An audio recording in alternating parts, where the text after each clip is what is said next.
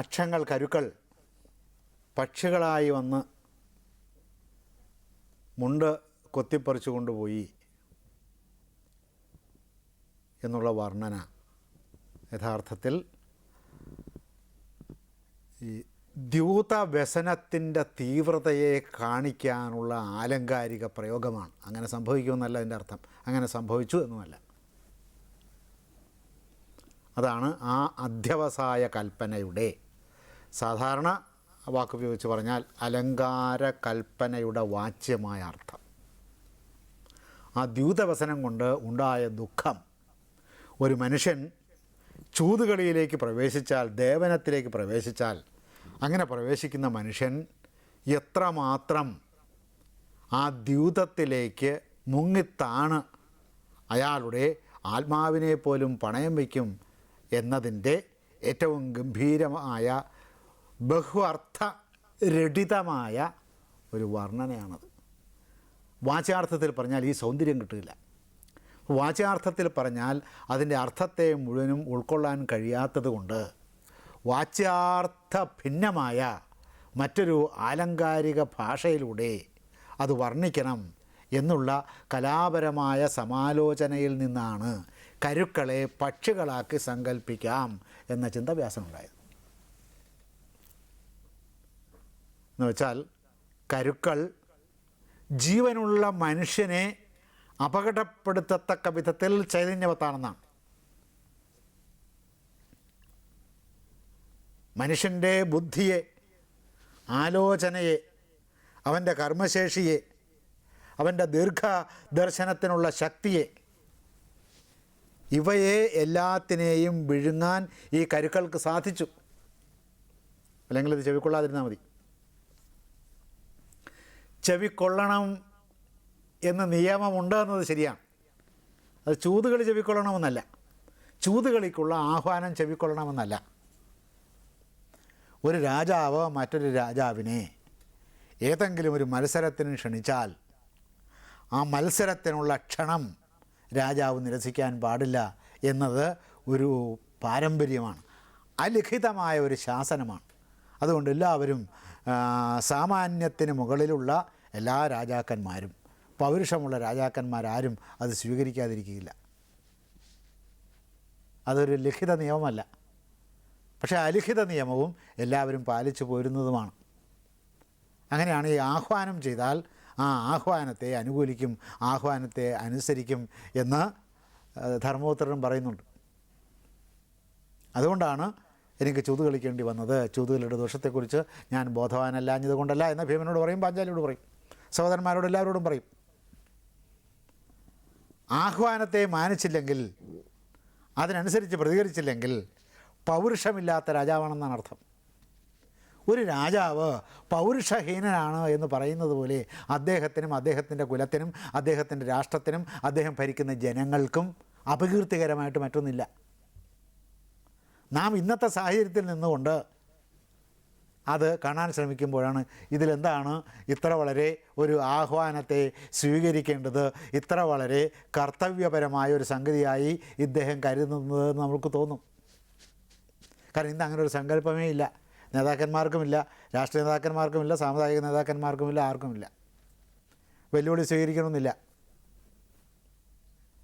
ആദ്യകാലത്തൊക്കെ പാർലമെൻറ്റിൽ നിന്ന്, ബ്രിട്ടീഷ് പാർലമെൻറ്റിൽ നിന്ന് അംഗങ്ങൾ പ്രതിഷേധിച്ചിറങ്ങിപ്പോകുന്നത് രാഷ്ട്രത്തിന് അവമാനകരമായിട്ടാണ് സങ്കല്പിച്ചിരുന്നത്,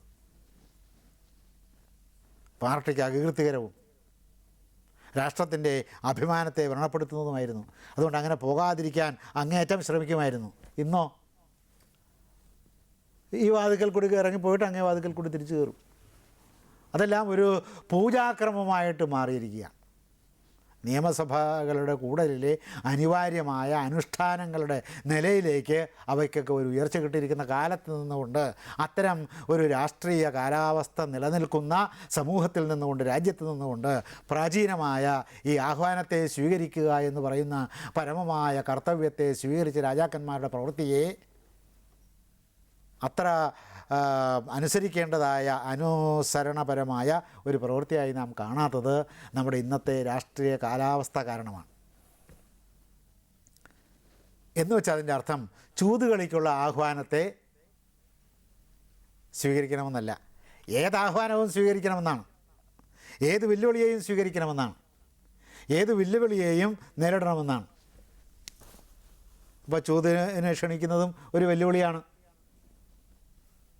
പക്ഷേ ചൂതിന് ക്ഷണിക്കുന്നതിനെ ഒരു വെല്ലുവിളിയായി നേരിടാതിരിക്കുകയും ചെയ്യാം. ഇപ്പോൾ ചൂതുകളിയോട് അല്ലെങ്കിൽ അത്തരം കാര്യങ്ങളോട് മനുഷ്യന് മദ്യം, ചൂത്, സ്ത്രീ സേവ തുടങ്ങിയ കാര്യങ്ങളോട് പുരുഷന് അടിസ്ഥാനപരമായി ഒരു ആസക്തി, ഒരു ലഹരി ഉള്ളതുകൊണ്ടാണ് ജീവനുള്ള ബുദ്ധിയുള്ള മനുഷ്യൻ പോയി ജീവനില്ലാത്ത ബുദ്ധിയില്ലാത്ത കരുവിൻ്റെ അടിമയായത്. ഇപ്പോൾ ചൂതുകളിയോട് ചിലർക്ക് ജന്മസിദ്ധമായ അടിമത്തമുണ്ട്. മയക്കുന്ന എന്തിനോടും മനുഷ്യന് ജന്മപരമായ ഒരു അടിമത്തമുണ്ട് എന്ന് സൂചിപ്പിക്കാനുള്ള ഏറ്റവും ഗംഭീരമായ, സജീവമായ, കലാപരമായ, പ്രതീകാത്മകമായ വർണ്ണന എന്ന നിലയിലാണ് അക്ഷങ്ങളെ പക്ഷികളായി സങ്കല്പിക്കുന്നത്, കരുക്കളെ പക്ഷികളായി സങ്കല്പിക്കുന്നത്. അദ്ദേഹത്തിൻ്റെ എല്ലാ ധനങ്ങളും, രാജ്യമുൾപ്പെടെയുള്ള എല്ലാ ധനങ്ങളും ചൂതുകളിയിൽ അപഹരിക്കപ്പെട്ടു എന്നതാണ് ഈ മുണ്ടും കൂടി കൊത്തിപ്പറിച്ചുകൊണ്ട് പോകുന്നതിൻ്റെ പ്രതീകത്തിൽ നിന്ന് കിട്ടുന്ന സുന്ദരമായ അർത്ഥം. അപ്പോൾ ഒരർത്ഥത്തെ സുന്ദരമാക്കാൻ, ഒരർത്ഥത്തെ കലാപരമാക്കാൻ, ഒരർത്ഥത്തെ കലയുടെ മഹാസൗന്ദര്യത്തിൻ്റെ നിത്യലായനിയിൽ ആമഗ്നമാക്കാൻ ചെയ്ത കലാപരമായ ഒരു വർണ്ണനോപാധിയാണ് കരുക്കളെ പക്ഷികളാക്കി സങ്കല്പിച്ചത്. പിന്നെ ഈ മുണ്ട് കൊത്തി കൊണ്ടുപോയി എന്നുള്ളത് കൊണ്ട് നാണക്കേടെന്ന് വേണമെങ്കിൽ പറയാം ഇല്ലേ? ആത്മാവിൽ അദ്ദേഹം ആത്മാവിൽ നഗ്നനാവുകയാണ് ചെയ്തത്. അതെ അതെ. ജനങ്ങളൊരു തിരസ്കരിച്ചില്ല. വളരെ പെട്ടെന്ന് ആരാധിച്ചുകൊണ്ടിരുന്ന എല്ലാവരുടെയും ചിന്ത എന്തായിരുന്നു? നളൻ്റെ രാജ്യത്തിൽ, നിഷധ രാജ്യത്തിൽ നളനെ പോലെ ജീവിക്കണമെന്നായിരുന്നു. ഇപ്പം ജനതയെ അഭിമുഖീകരിക്കാൻ ഒക്കുമോ ഈ നഗ്നനായിട്ട്? അപ്പോൾ അതെല്ലാം കൂടുതൽ വർണ്ണിക്കുന്നതിന് പകരം എന്തു ചെയ്തു? ഈ അധ്യവസായ കൽപ്പന കൊണ്ട്, ഈ സവിശേഷ രീതിയിലുള്ള അലങ്കാര കൽപ്പന കൊണ്ട് അനേകം അർത്ഥങ്ങൾ ധ്വനിപ്പിച്ചു. അദ്ദേഹത്തിന് ബുദ്ധിഭ്രംശം ഉണ്ടായി, അദ്ദേഹത്തിന് അശുചിത്വം സംഭവിച്ചു. 12 വർഷമാണ് കലി കാത്തിരുന്നത് ഈ നളനെ ഒന്ന് കീഴ്പ്പെടുത്താൻ, നളൻ്റെ ആത്മാവിലേക്ക് ആവേശിപ്പിച്ച് നളനെ കൊണ്ട് പ്രമാദങ്ങൾ ചെയ്യിക്കാൻ. നമ്മുടെ ആധുനിക അർത്ഥത്തിലുള്ള പ്രമാദമല്ല, കേസ് വളരെ പ്രമാദമായിരുന്നു, ഗംഭീരമായിരുന്നുള്ള അർത്ഥത്തിലാണല്ലോ പറയുന്നത്. പ്രമാദം എന്നുള്ളതിന് തെറ്റെന്ന് മാത്രമേ അർത്ഥമുള്ളൂ വാക്കിന്. തമിഴിൽ നിന്ന് പകർന്നതാണത്. പ്രമാദமான പ്രശ്നം, അങ്ങനെ തമിഴിൻ്റെ ഒരു സ്വാധീനത്തിൽ വന്ന വാക്കാണത്. അപ്പോൾ ഈ പ്രമാദം, തെറ്റ് നളനെ കൊണ്ട് ചെയ്യിക്കാൻ, അപരാധങ്ങൾ നളനെ കൊണ്ട് ചെയ്യിക്കാൻ 12 വർഷമാണ് കാത്തിരുന്നത്. 12 വർഷമാകുമ്പോൾ ഒരു വ്യാഴവട്ടം കഴിയും. വ്യാഴം ജ്യോതിശ്ചക്രത്തിലൂടെ 30 ഡിഗ്രി വീതം സഞ്ചരിച്ച് 360ാമത്തെ ഡിഗ്രി കഴിഞ്ഞ് അതിന് വീണ്ടും 1ാമത്തെ ഡിഗ്രിയിലേക്ക്, ഗോളാരംഭ ബിന്ദുവും കഴിഞ്ഞ് 1ാമത്തെ ഡിഗ്രിയിലേക്ക് പ്രവേശിക്കുമ്പോഴാണ് എന്താവുന്നത്? വ്യാഴവട്ടം കഴിയുന്നത്, 12 വർഷം കഴിയുന്നത്. 12 വർഷം കഴിഞ്ഞപ്പോഴേ ഇദ്ദേഹത്തിന് കലിക്ക് കാത്തുകൊണ്ടിരുന്ന കലിക്കും ദ്വാപരനും അദ്ദേഹത്തിൽ പ്രവേശിക്കാൻ സന്ദർഭം കിട്ടുകയുള്ളൂ. എന്താണ്? അദ്ദേഹത്തിന് അശുചിത്വം ബാധിച്ചു, ശുചിത്വം ഇല്ലാതെയായി. കാല് കഴിയപ്പോൾ തിരക്കിൽ കാല് കഴുകാതെ, മൂത്രവിസർജനത്തിന് ശേഷം അദ്ദേഹം കാല് കഴുകാതെയും ശുദ്ധി ചെയ്യാതെയും അദ്ദേഹം കൊട്ടാരത്തിലേക്ക് പ്രവേശിച്ചപ്പോൾ ആ അശുചിയുടെ പഴുതിലൂടെയാണ് അദ്ദേഹത്തിലേക്ക് കലിക്ക് കയറി പ്രവേശിക്കാൻ പറ്റിയത്. അങ്ങനെ കല്യാവിഷ്ടൻ ആകുന്നു. കലിയാൽ ആവിഷ്ടൻ, കല്യാവിഷ്ടനായി തീർന്നതിന് ശേഷമാണ് ഈ ചൂത് കളിക്കണമെന്നുള്ള ആഗ്രഹം തന്നെ അദ്ദേഹത്തിൽ കുടുംബിരിക്കൊണ്ടത്. ഈ കലി ബാധിക്കുക എന്ന് പറയുന്ന ഒരു പ്രതീകാത്മകമായ, അത് വലിയൊരു അലങ്കാര കൽപ്പനയല്ലേ? അതിപ്പോൾ പറഞ്ഞ അലങ്കാരം അല്ലാതെയായി, അത്രേ ഉള്ളൂ.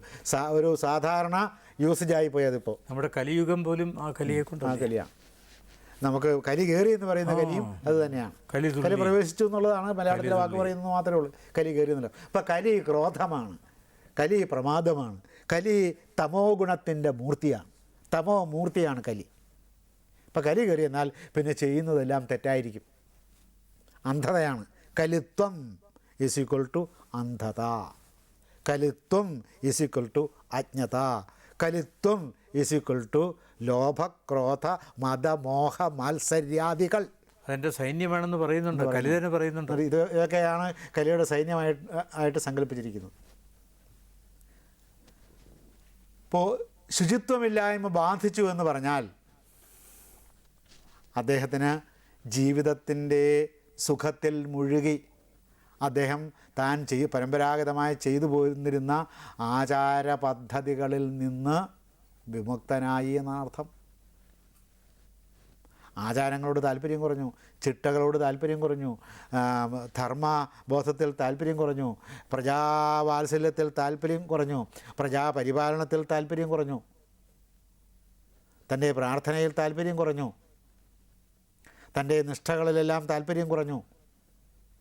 ഇതൊക്കെ ഈ കരുക്കൾ പക്ഷികളായി വന്ന് മുണ്ടുകൊത്തിക്കൊണ്ട് പറന്നുപോയി എന്നതിൽ നിന്ന് ധ്വനിച്ച് കിട്ടും. ഇങ്ങനെ അനേക അർത്ഥങ്ങളുടെ ധ്വനന ശക്തി, അനേക അർത്ഥങ്ങളുടെ, അസംഖ്യമായ അർത്ഥങ്ങളുടെ അപാരമായ നിത്യധ്വനന ശക്തി എന്തിനുണ്ട്?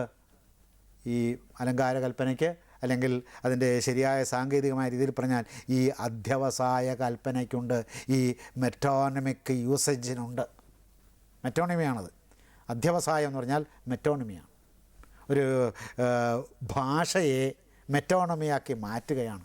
ഭാഷ കൊണ്ട് വേറൊരു ആശയ സമർത്ഥനത്തിനുള്ള, ആശയവിനിമയത്തിനുള്ള, ആശയ സംക്രമണത്തിനുള്ള സുന്ദരമായ ഒരു പദശയ്യ സാധാരണ ഭാഷ കൊണ്ട് ഉണ്ടാക്കിയെടുക്കുമ്പോഴാണ് അത് അധ്യവസായമാകുന്നത്.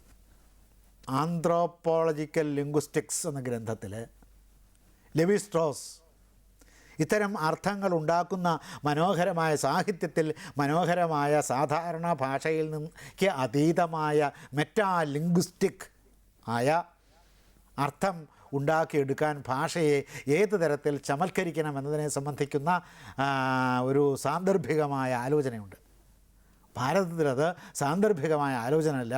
ഭാരതത്തിൽ ഇത്തരം അർത്ഥകൽപ്പനകളെ സംബന്ധിക്കുന്ന സുന്ദരമായ, ചമൽകൃതമായ, അഭിരാമമായ, രസാത്മകമായ അർത്ഥകൽപ്പനകളെ സംബന്ധിക്കുന്ന ഗംഭീരമായ ഗ്രന്ഥം തന്നെയുണ്ട്. അതിൻ്റെ പേരാണ് ധ്വന്യാലോകം. ഗ്രന്ഥകർത്താവ് ആനന്ദവർദ്ധനൻ. അപ്പോൾ ധ്വന്യാലോകവും കൂടി സനിഷ്കർഷമായി പഠിച്ചിട്ടേ എന്ത് ചെയ്യാൻ പറ്റൂ? മഹാഭാരതത്തിലേക്ക് പ്രവേശിക്കാൻ പറ്റൂ. അല്ലെങ്കിൽ ഇത്തരം വർണ്ണനകൾ കാണുമ്പോൾ ഇതൊക്കെ കരുക്കൾ പക്ഷികളാകുമോ, കരുക്കൾ പറന്നു പോകുമോ, കരുക്കൾക്ക് ജീവനുണ്ട് എന്നൊക്കെ തരത്തിലുള്ള ബുദ്ധിശൂന്യമായ ചോദ്യങ്ങൾ ചോദിക്കാൻ തോന്നും. ദ മീനിങ് ഓഫ് ആർട്ട് എന്ന ഹെർബർട്ട് റീഡിൻ്റെ ഗ്രന്ഥത്തിലെ ഇത്തരം ചില പ്രസ്താവങ്ങളെ ആസ്പദമാക്കിക്കൊണ്ടായിരുന്നു നാം തുടങ്ങിയത്, അല്ലേ? നളനും ദമയന്തിയും കൂടി കാട്ടിലാകെ അലഞ്ഞു തിരിഞ്ഞ് നടന്ന് വിശപ്പ് മാറ്റുന്നതിന് വേണ്ടി കാട്ടാറിൽ നിന്ന് വെള്ളം കുടിച്ചു. ഇവിടെ വ്യാസൻ്റെ ജീവിത അവബോധമാണ് കാണുന്നത്. അദ്ദേഹം പറയും, ഐശ്വര്യം അസ്ഥിരമാണ്. വ്യാസൻ്റെ ആശയമാണ്. കുമാരനാശാൻ പ്രയോഗിച്ചിട്ടുണ്ട്, വള്ളത്തോൾ പ്രയോഗിച്ചിട്ടുണ്ട്, ചങ്ങമ്പുഴ പ്രയോഗിച്ചിട്ടുണ്ട്. ഇതാദ്യം പ്രയോഗിക്കുന്നത് വ്യാസനാണ്. ജീവിതത്തിലെ സൗഭാഗ്യങ്ങൾ, ജീവിതത്തിലെ ഭാഗ്യദൗർഭാഗ്യങ്ങൾ അസ്ഥിരമാണ്. വീണപോയിൻ്റെ തുടക്കത്തിൽ അതാണ് പ്രയോഗിച്ചിരിക്കുന്നത്. ശ്രീഭൂവിൽ അസ്ഥിര അസംശയം എന്ന് പറഞ്ഞുകൊണ്ടാണ് കാവ്യം തുടങ്ങുന്നത്. നമ്മുടെ റൊമാൻറ്റിക് പ്രസ്ഥാനത്തിൻ്റെ ഏതാണ്ട് പുഷ്കലമായ ആരംഭം. അതിനു മുമ്പ് റൊമാൻറ്റിക് പ്രസ്ഥാനം തുടങ്ങിയെന്നൊക്കെ ഉണ്ട് വി.സി. ബാലകൃഷ്ണ പിള്ളയുടെ കൃതിയിൽ, ഒരു വിലാപത്തിൽ, വി.സി. ബാലകൃഷ്ണ പണിക്കരുടെ ഒരു വിലാപത്തിൽ. നാരദൻ സ്വർഗത്തിൽ ചെല്ലുമ്പോൾ ദേവേന്ദ്രൻ ചോദിക്കും, എന്താണ് നാരദ മഹർഷി, അങ്ങ് ഭൂമിയിലൊക്കെ സഞ്ചരിച്ചിട്ടല്ലേ വരുന്നത്? അതേ, ഭൂമിയിലൊക്കെ സഞ്ചാരം കഴിഞ്ഞ് വിവരങ്ങളെല്ലാം അറിഞ്ഞുകൊണ്ടാണ് ഞാൻ വരുന്നത്. അങ്ങേക്ക് എന്ത് വിവരമാണ് അറിയേണ്ടത്? ചോദിക്കൂ, പറയാം. അല്ല, അവിടെ നിന്ന് യുദ്ധത്തിൽ മൃതന്മാരായി ആരും വരുന്നില്ലല്ലോ സ്വർഗത്തിലേക്ക്. അപ്പോൾ യുദ്ധത്തിൽ മരിക്കുന്നവർക്ക് സ്വർഗം കിട്ടുമെന്നാണ്. യുദ്ധത്തിൽ മൃതന്മാരായി ആരും വരുന്നില്ല. അതുകൊണ്ട് ഇവിടുത്തെ അപ്സരസ്സുകൾക്ക് ജോലിയൊന്നും ഇല്ലാതിരിക്കുകയാണല്ലോ. അവരാണ് സ്വീകരിച്ച് താരമൊക്കെ ആയിട്ട് സ്വീകരിച്ച് ഇവരെ കൊണ്ടുവരുന്നത് അപ്സരസ്സുകളാണ്. അപ്സരസ്സുകളെന്ന് വെച്ചാൽ സ്ത്രീകളാണ് എന്നൊരു ധാരണയാണ് നമുക്ക് പൊതുവെ ഉള്ളത്. അങ്ങനെയല്ല, അവരുടെ കൂട്ടത്തിൽ പുരുഷന്മാരുണ്ട്. അവരതൊരു ദേവവർഗത്തിൻ്റെ പേരാണ്. എൻ്റെ അപ്സരസ്സുകൾ എന്ന് പറഞ്ഞാൽ ഒരു കൂട്ടം സ്ത്രീകളെന്നല്ല അർത്ഥം. പൊതുവെ അങ്ങനെ ഈ മാലാഖ എന്ന് പറയുമ്പോൾ പല ആളുകളും അങ്ങനെ ധരിച്ചു വെച്ചവരുണ്ട്. സ്ത്രീകളാണ് മാലാഖമാരെന്ന് ധരിച്ചു വെച്ചിരിക്കുന്ന ആളുകളുണ്ട്. പ്രധാനപ്പെട്ട ഒരു മാലാഖ ഗബ്രിയേലാണ്. ഗബ്രിയേൽ സ്ത്രീയല്ലല്ലോ. അതുപോലെ വരുന്ന ഒരു തെറ്റിദ്ധാരണയാണ്. അപ്സരസുകളിലെ ആ അപ്സര വിഭാഗത്തിലെ സ്ത്രീകൾ ചെന്ന് അവർ നിത്യ യുവതികളാണ്. ഇങ്ങനെ നിത്യ യൗവനകളായ ഈ സ്ത്രീകൾക്ക് ജോലിയില്ലാതിരിക്കുകയാണല്ലോ. എന്താണ് അതിന് കാരണം? യുദ്ധങ്ങളും നടക്കുന്നില്ലേ ഭൂമിയിലെന്ന് ദൈവം ചോദിച്ചു. ഭൂമിയിൽ യുദ്ധവും നടക്കുന്നില്ല. അതെന്താണ്? അവിടെ വലിയ സമാധാനവും സുഖകരമായ ജീവിത രീതിയുമാണ്. നമുക്ക് വേണമെങ്കിൽ അതിനെ മാർസിൻ്റെ പ്രിമിറ്റീവ് കമ്മ്യൂണിസം എന്ന് വിളിക്കാം. അപ്പോൾ നളൻ്റെ ഭരണകാലത്ത് എന്തായിരുന്നു അവിടെ പ്രിമിറ്റീവ് കമ്മ്യൂണിസമായിരുന്നു, പ്രാകൃത കമ്മ്യൂണിസം. ഇപ്പോൾ കമ്മ്യൂണിസ്റ്റ് പ്രാകൃതത്വമാണ് ഇപ്പോഴുള്ളത്. അന്ന് പ്രാകൃത കമ്മ്യൂണിസമായിരുന്നു. എല്ലാ തരത്തിലുമുള്ള സ്വാഭാവികമായി, അതായത് വിപ്ലവം കൊണ്ട് വരുത്തി തീർക്കാത്ത സുസ്ഥിതി. അതാണ് തനിയെ വന്ന കമ്മ്യൂണിസം എന്നുള്ള അർത്ഥത്തിലാണ്. പ്രകൃതി സഹജമായ എന്നുള്ള അർത്ഥത്തിലാണ്. പ്രാകൃതം എന്നുള്ളതിൻ്റെ മറ്റേ സാവേജ് എന്നുള്ള അർത്ഥത്തിലുള്ള പ്രയോഗമല്ല എന്ന് വേണമെങ്കിൽ നമുക്ക് അതിനെ വിശദീകരിക്കാം. മനുഷ്യരെല്ലാവരും ഒന്നുപോലെ എന്നുള്ള മാവേലിപ്പാട്ടിലെ സ്ഥിതിയാണ് എന്ന് നാരദൻ പറഞ്ഞു കേൾപ്പിച്ചു. ഈ നളൻ്റെ ഭരണത്തിൽ എല്ലാ രാജ്യങ്ങൾക്കും സംതൃപ്തിയാണ്. അതിശയ രാജാവാണ് അദ്ദേഹം. അതുകൊണ്ട് എല്ലാ രാജ്യങ്ങളും സംതൃപ്തനാണ്. യുദ്ധത്തിന് കാരണങ്ങളില്ല. രാജാക്കന്മാർക്കൊന്നും അസൂയയില്ലാതെയായിരിക്കുന്നു. യുദ്ധത്തിൻ്റെ ഏറ്റവും അടിയിൽ ചികഞ്ഞ് ചെന്നാൽ എന്ത് കാണാം? ഒരു രാജാവിന് മറ്റൊരു രാജാവിൻ്റെ സമൃദ്ധിയോടുള്ള അസൂയയാണ് യുദ്ധത്തിന് കാരണമെന്ന് കാണാം. വളരെ വിശകലനം ചെല്ലുമ്പോൾ അങ്ങനെ ആർക്കും തമ്മിൽ അസൂയയില്ല. എല്ലാ രാജ്യങ്ങൾക്കും സമൃദ്ധി.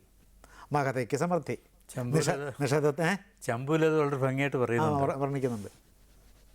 ഭാഷാ നൈഷധം ചമ്പു കുടിലത അതെവിടെയാണ് ഉള്ളതെന്ന്. അതുകൊണ്ടാണ് ആരും വരാത്തത്. അങ്ങനെ ദേവേന്ദ്രൻ വരെ വിഷമിച്ചിരിക്കുകയായിരുന്നു ഇദ്ദേഹത്തിൻ്റെ ഭരണത്തിൽ. അങ്ങനെ ഇരുന്ന ആളാണ് സ്വയം അദ്ദേഹത്തിൻ്റെ പ്രവൃത്തി ദോഷം കൊണ്ട്, കൃത്യവിഘ്നം കൊണ്ട്, ദിനകൃത്യത്തിൻ്റെ വിഘ്നം കൊണ്ട് രാജാക്കന്മാരെ സംബന്ധിച്ച് പറയുമ്പോൾ പറയും കൃത്യവിലോപം. നിത്യകർമ്മങ്ങൾ എന്ന് പറഞ്ഞുകൊണ്ട് അവശ്യാനുഷ്ഠേയമായ ചില കർമ്മങ്ങളുണ്ട്. ആ നിത്യകർമ്മങ്ങളിൽ വിഘാതം വരുത്താൻ പാടില്ല രാജാക്കന്മാർ. സന്യാസിമാർക്ക് നിത്യകർമ്മത്തിൽ വിഘാതം വരുത്താം. കാരണം എന്താണ്? അവർ കർമ്മങ്ങളിൽ നിന്ന് വിമുക്തി പ്രാപിച്ചിരിക്കുന്നു. വ്യാസൻ സത്യവതിയോട് പറയും,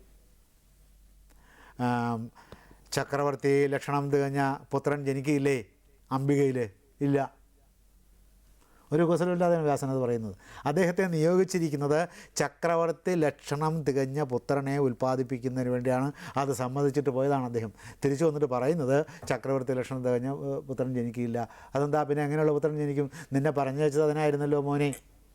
പറഞ്ഞയച്ചതൊക്കെ അതിനായിരുന്നു. ഞാൻ അമ്മയോട് നേരത്തെ ഒരു വ്യവസ്ഥ പറഞ്ഞിരുന്നില്ലേ? ഒരു കൊല്ലത്തേക്ക് ഒരു കൊല്ലത്തേക്ക് ഈ രാജകന്യകമാർ, ഈ രാജവധുക്കൾ, അമ്മയുടെ മരുമക്കൾ വ്രതം അനുഷ്ഠിച്ചിരിക്കണം. എന്ത് വ്രതമാണ് അനുഷ്ഠിക്കേണ്ടതെന്ന് ഞാൻ പറയും. അപ്പോൾ അവർ നിഷ്കാമരാകും. അല്ലെങ്കിൽ അവരെന്തായിരിക്കും ചെയ്യുക? അവർ സുന്ദരനായ ഒരു രാജകുമാരനെ ആയിരിക്കും അവർ പ്രതീക്ഷിക്കുക ചെല്ലുമ്പോൾ. ഇത് ചെല്ലുന്നത് മഞ്ഞ നിറമുള്ള ജട, കട്ട പിടിച്ച മുടിയുള്ള, കറുത്ത നിറമുള്ള, എന്നാൽ അഗ്നി വമിക്കുന്ന കണ്ണുകളോടുകൂടിയ തേജസ്സിൻ്റെ തപസ്സിൻ്റെ അഗ്നി, ആഹവനീയാഗ്നി വമിക്കുന്നതോ എന്ന് തോന്നുമാർ ജ്വലിക്കുന്ന മഹാനേത്രങ്ങളുള്ള മഹർഷിയാണ് ചെല്ലുന്നത്. അവരതല്ല ശ്രദ്ധിക്കുന്നത്. ഭക്ഷണം കുറവാണ് ഇദ്ദേഹത്തിന്. അതുകൊണ്ട് ശരീരത്തിൽ മുഴുവനും ചെറിയ പാമ്പുകൾ പിണഞ്ഞതുപോലെ ഞരമ്പ് പൊങ്ങി കിടക്കുകയാണ് വ്യാസനെ. വ്യാസൻ തന്നെ അദ്ദേഹത്തെ വർണ്ണിച്ചിരിക്കുന്നതാണ്. അദ്ദേഹത്തിനാണെങ്കിൽ ഞാൻ മഹാസുമുഖനായിരുന്നു എന്ന്, ഞാനായിരുന്നു അന്നത്തെ പ്രേമനസർ എന്ന് അദ്ദേഹത്തിന് വർണ്ണിക്കാമായിരുന്നു. വർണ്ണിച്ചില്ല. ഞരമ്പുകൾ പൊങ്ങിക്കിടക്കുന്നതാണ്. ഇതൊന്നും യുവതികൾക്ക് ഇഷ്ടപ്പെടാവുന്ന, യുവതികൾ കാമിക്കാവുന്ന രൂപമല്ല. അപ്പോൾ രൂപത്തെ കാമിക്കാതിരിക്കാനാണ് അദ്ദേഹം എന്ത് ചെയ്തത്? അദ്ദേഹം ഈ ഒരു വർഷത്തെ വ്രതം പറഞ്ഞത്. അപ്പോൾ ആ ഒരു വർഷം കൊണ്ട് അദ്ദേഹം പറഞ്ഞ തരത്തിലുള്ള ക്ലിഷ്ടമായ വ്രതം അനുഷ്ഠിച്ചിട്ട് അവരുടെ കാമത്തെ അടക്കും. അവരവരെ കാമത്തെ അടക്കുമ്പോൾ പുത്രജനനം എന്ന് പറയുന്നത് ഒരു പരിശുദ്ധമായ, സംശുദ്ധമായ, പവിത്രമായ, പാവനമായ യജ്ഞം പോലെ പരിണമിക്കും. അതിന് സംഗതിയായില്ല. അമ്മയുടെ തിടുക്കമുണ്ട്. എന്നിട്ട് പറഞ്ഞു, അവർക്ക് അവരുടെ ഉള്ളിൽ കാമമുണ്ടായിരുന്നത് കൊണ്ട് ഈ അംബിക പ്രസവിക്കുന്നത് അന്ധനായ ഒരു പുരുഷനെ ആയിരിക്കും. അവൻ മഹാശക്തനായിരിക്കും, അവൻ ജ്ഞാനിയുമായിരിക്കും, പക്ഷേ കണ്ണ് കാണാൻ വയ്യാത്തവനായിരിക്കും. ഇതാ അവൾ കണ്ണുപൊത്തി കളഞ്ഞു. അപ്പോൾ അവളുടെ പ്രവൃത്തിയുടെ ദോഷം എന്ന് പറഞ്ഞിട്ട് അദ്ദേഹം പറയും, എനിക്ക് കർമ്മമില്ല, ഞാൻ കർമ്മമില്ലാത്തവനാണ്. ഞാൻ കർമ്മമില്ലാത്തവനായതുകൊണ്ട്, എൻ്റെ കർമ്മങ്ങൾ മുഴുവൻ ദഹിച്ച് തീർന്നു പോയവനാണ്. ഞാൻ കർമ്മമില്ലാത്തവനായതുകൊണ്ട് എൻ്റെ കർമ്മത്തിന് ഫലമില്ല. അന്ധൻ ജനിക്കുന്നത് എൻ്റെ പ്രവൃത്തിയുടെ ദോഷം കൊണ്ടല്ല, എൻ്റെ കർമ്മത്തിൻ്റെ ദോഷം കൊണ്ടല്ല, അംബികയുടെ കർമ്മത്തിൻ്റെ ദോഷം കൊണ്ടാണ്. കർമ്മമില്ല. അപ്പോൾ കർമ്മത്തെ അതിജീവിച്ചവന്, കർമ്മത്തെ അതിശയിച്ചവന്, കർമ്മത്തെ തപസ്സുകൊണ്ട് ദഹിപ്പിച്ച് തീർത്തവന് നിത്യകർമ്മങ്ങൾ അനുഷ്ഠിക്കേണ്ട പലതരത്തിലുണ്ട് കർമ്മങ്ങൾ. നിത്യകർമ്മങ്ങൾ, നൈമിത്തിക കർമ്മങ്ങൾ, പ്രാരബ്ധ കർമ്മങ്ങൾ, സഞ്ചിത കർമ്മങ്ങൾ, ആഗാമി കർമ്മങ്ങൾ, പ്രതിഷിദ്ധ കർമ്മങ്ങൾ എന്ന് പറഞ്ഞിട്ട് മനുഷ്യൻ്റെ കർമ്മസാമസ്ത്യത്തെ അനേകമായി തരംതിരിച്ചിട്ടുണ്ട്. അത്രയ്ക്ക് വ്യവച്ഛേദിച്ച് തരംതിരിച്ചാണ് മനുഷ്യൻ്റെ ജീവിതത്തെ അപഗ്രഥിച്ചിട്ടുള്ളത്. ആ അപഗ്രഥനത്തിൽ ഒരു തെറ്റും പറ്റിയിട്ടില്ല. എന്താണ്? ഇത് തന്നെ വെച്ചുകൊണ്ട് പുനശ്ചിന്ത നടത്തി, പുനർവിചിന്തനം നടത്തി, ഇവയെ പരിശുദ്ധമാക്കി താത്വികമാക്കി സിദ്ധാന്തവത്കരിച്ച് പൂർണ്ണമാക്കിയിരിക്കുക. അതുകൊണ്ട് അതിൽ തെറ്റുപറ്റുന്ന പ്രശ്നമേ ഇല്ല. അപ്പോൾ നിത്യകർമ്മങ്ങൾ അനുഷ്ഠിക്കുക എന്നത് രാജാക്കന്മാരെ സംബന്ധിച്ചും പൗരന്മാരെ സംബന്ധിച്ചും അവശ്യം അനുഷ്ഠേയമായ ദിനകൃത്യമാണ്. അപ്പോൾ അദ്ദേഹം നിത്യകർമ്മത്തിൽ വീഴ്ച വരുത്തിയെന്നാണ്. നിത്യകർമ്മത്തിൽ വീഴ്ച വരുത്തിയതാണ് അദ്ദേഹത്തിന് ചൂതുകളിയോട് താല്പര്യം തോന്നാനുള്ള കാരണം. അല്ലെങ്കിൽ പുഷ്കരൻ വെല്ലുവിളിക്കുമ്പോൾ അദ്ദേഹം എന്തു പറയും? പുഷ്കരൻ അദ്ദേഹത്തെ സംബന്ധിച്ചിടത്തോളം അദ്ദേഹത്തിൻ്റെ അകർണ ബന്ധത്തിലെ ഒരു വ്യക്തി മാത്രമാണ്. അദ്ദേഹം അയാളെ നിരസിച്ച് അസാധ്യമല്ലെന്ന് പറഞ്ഞ് അയച്ചാൽ മതി. സാധ്യമല്ല എന്ന് പറയാൻ അദ്ദേഹത്തിന് തോന്നിയില്ല എന്നിടത്താണ് അദ്ദേഹത്തിൻ്റെ ദൗർഭാഗ്യത്തിൻ്റെ ആരംഭം. അപ്പോൾ ഭാഗ്യത്തിൻ്റെ കൊടുമുടിയിലിരുന്ന ഒരു വ്യക്തി ഈ ദൗർഭാഗ്യങ്ങളുടെ ചഞ്ചലത്വ നിമിത്തം ഒരു പൗരൻ്റെ അവസ്ഥയേക്കാളും താഴത്ത് വന്ന് കുടിക്കാൻ വെള്ളം പോലുമില്ലാത്ത അവസ്ഥയിലേക്ക് അദ്ദേഹം വീണിരിക്കുകയാണ്. അപ്പോൾ മനുഷ്യ ജീവിതത്തിൻ്റെ ഒരു അപ്രവചനീയത, ആർക്ക് ഏത് സമയത്ത് എന്ത് സംഭവിക്കും എന്ന മനുഷ്യന് എപ്പോഴുമുള്ള മനുഷ്യൻ്റെ ഒരു വ്യാകുലത അതാണ്. അടുത്ത നിമിഷത്തിൽ എനിക്ക് എന്ത് സംഭവിക്കും? മനുഷ്യൻ്റെ ഫ്രസ്ട്രേഷൻ, മനുഷ്യൻ്റെ വ്യഥയ്ക്ക് തന്നെ കാരണം അതാണ്. എൻ്റെ ഇപ്പോൾ തൽക്കാലം എനിക്കുള്ള ഭാഗ്യങ്ങൾ നിലനിൽക്കുമോ? ഞാൻ സമ്പാദിച്ചത് നിലനിൽക്കുമോ? എൻ്റെ ജീവിതം നിലനിൽക്കുമോ? എൻ്റെ ആയുസ് കുറഞ്ഞു പോകുമോ? എൻ്റെ ജീവിതം എവിടം വരെ ഉണ്ടാകും? എൻ്റെ വംശത്തെ എനിക്ക് നിലനിർത്താൻ സാധിക്കുമോ? ഇത്തരം അനേകം വ്യാകുലതകൾ കൊണ്ട് നിറഞ്ഞതാണ് മനുഷ്യൻ്റെ ഹൃദയം. അതാണ് മനുഷ്യൻ്റെ എല്ലാ തരത്തിലുള്ള അസ്വാസ്ഥ്യത്തിന് കാരണം. അപ്പോൾ ശ്രീ, ഐശ്വര്യം, അല്ലെങ്കിൽ ഒരു പദവി, അല്ലെങ്കിൽ രാജത്വം, ഇത് അസ്ഥിരമാണ്. ജ്ഞാനപ്പാനയുടെ തുടക്കം പോലെയാണ്. അതിലത് വളരെ മലയാളത്തിൽ സൂചിപ്പിച്ചിട്ടുണ്ട്. ഈ ആശയങ്ങളൊക്കെ അദ്ദേഹത്തിന് ഇതൊക്കെ ആരിൽ നിന്ന് കിട്ടുന്നതാണ്. ഈ ആശയങ്ങളിൽ ഇപ്പോൾ വനരോധനം എന്നുള്ള പ്രയോഗമുണ്ട്. വനരോധനം എന്നുള്ള പ്രയോഗം ആദ്യം പ്രയോഗിച്ചാരാണെന്നറിയാമോ? ദമയന്തിയാണ്. ഈ നളോപാഖ്യത്തിലാണ് വനരോധനം എന്നുള്ള ഫ്രേസ് നാം ആദ്യം കാണുന്നത്. അതിനു മുമ്പ് വനരോധനം എന്നുള്ള പ്രയോഗമില്ല. നാം നിത്യേന പ്രയോഗിക്കുന്നതാണ് വനരോധനം. അപ്പോൾ വ്യാസൻ്റെ വാക്കുകളാണ് നാം ഈ സംസാരിച്ചുകൊണ്ടിരിക്കുന്നത് നമ്മുടെ ജീവിതത്തിലെ പ്രകടന പത്രികയിലെ വാഗ്ദാനങ്ങളെല്ലാം വനരോധനം പോലെയായി. വാക്യത്തിൽ പ്രയോഗിക്കുക എന്ന് പറഞ്ഞാൽ വനരോധനത്തിന് പ്രയോഗിക്കാൻ കൊള്ളാവുന്ന ഒന്നാണ്. പ്രകടന പത്രികയായിട്ട് ചേർത്ത് അതങ്ങ് പ്രയോഗിച്ചാൽ മതി. ഈ 10ാം ക്ലാസ്സിലോ അങ്ങോട്ടൊക്കെ ചോദിക്കില്ലേ ഇങ്ങനെ വാക്യത്തിൽ പ്രയോഗിക്കുക എന്നിട്ട് കിംവദന്തി വാക്യത്തിൽ പ്രയോഗിക്കൂ. അതുപോലെ ഇതെല്ലാം ഈ ഫ്രേസുകളെല്ലാം നമുക്ക് മഹാഭാരതത്തിൽ നിന്ന് കിട്ടുന്നതാണ്. വേദത്തിൽ നിന്നല്ല, മഹാഭാരതത്തിൽ നിന്നാണ്, പിന്നെ രാമായണത്തിൽ നിന്നും. ഇപ്പോൾ കർമ്മങ്ങൾ അവശേഷിച്ചിട്ടുള്ള അല്ലെങ്കിൽ കർമ്മങ്ങൾ ദഹിച്ചു തീർന്നിട്ടില്ലാത്ത രാജാവിനെ സംബന്ധിച്ചിടത്തോളം നിത്യകർമ്മം അനുഷ്ഠിക്കേണ്ടതാണ്. നിത്യകർമ്മത്തിൽ വീഴ്ച വരുത്തി. അങ്ങനെ വീഴ്ച വരുത്തിയപ്പോൾ കലി ആവേശിച്ചതുകൊണ്ട് അദ്ദേഹത്തിന് ചൂതുകളിക്ക് ഇതിൽ ആഗ്രഹം വന്നു. കലിയെ പ്രേരിപ്പിച്ച് പുഷ്കരനെ ജയിപ്പിച്ചു. അല്ലെങ്കിൽ പുഷ്കരൻ ഇദ്ദേഹത്തിന് സമനല്ലാത്തതുകൊണ്ട് ആ വിളി സ്വീകരിക്കേണ്ടതില്ല. രാജാവ് ആരുടെ ആഹ്വാനമാണ് സ്വീകരിക്കേണ്ടത്? സമനായ ഒരു രാജാവിൻ്റെ ആഹ്വാനമാണ്. അപ്പോൾ അവിടെയൊക്കെ അദ്ദേഹം തെറ്റിച്ചു. അസമനായ, ഇത് താമസിക്കാനിടം മാത്രം കഷ്ടിച്ചുള്ള പുഷ്കരൻ്റെ രാജപരമ്പരയുടെ അകന്ന ശാഖയിലെ ഒരുത്തനാണ് അദ്ദേഹം.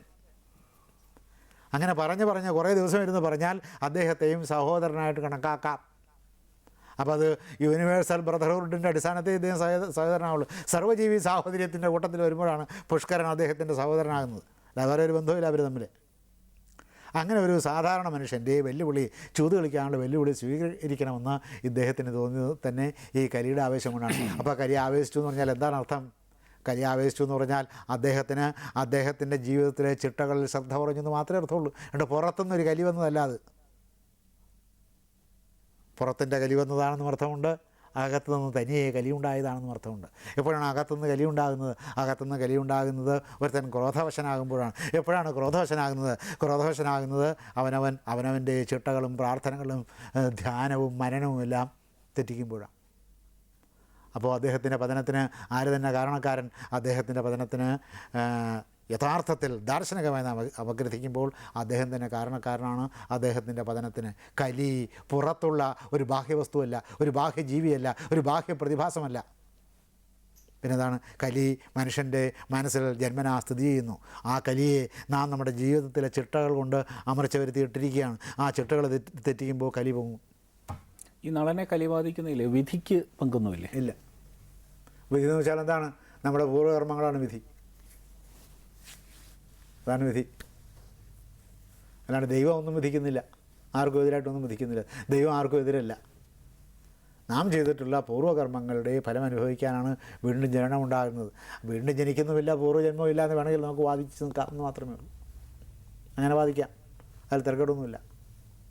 അങ്ങനെ ഒരു പ്രപഞ്ചത്തിന് നൈരന്തര്യമില്ല എന്ന് സമ്മതിക്കേണ്ടി വരും. പ്രപഞ്ചത്തിന് നൈരന്തര്യമില്ല എന്ന് ആ വാദം ചെന്ന് അവസാനിക്കുമ്പോൾ പ്രപഞ്ചത്തിന് നൈരന്തര്യമില്ല എന്നതിൽ ചെന്നാണ് അത് അവസാനിക്കുന്നത്.